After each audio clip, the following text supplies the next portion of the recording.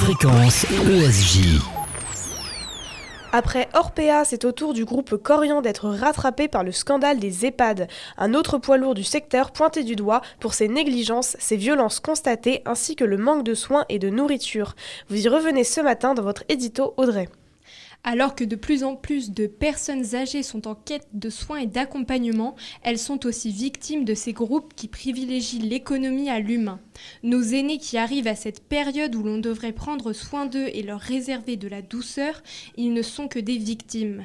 Ça y est, ou plutôt enfin dirait-on, la parole semble se libérer concernant la maltraitance dans les EHPAD. Lorsque l'ouvrage Les Fossoyeurs est paru, finalement personne n'a été très étonné de ce qui était révélé.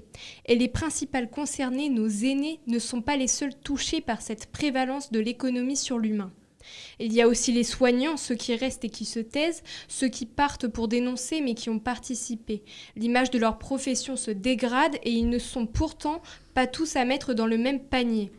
Les médias et réseaux sociaux affluent de témoignages des maltraitances vécues ou observées, une salle à manger silencieuse avec des personnes âgées dans l'attente, des anciens frappés dans leur chambre, des images folles mais pourtant déjà vues à plusieurs reprises.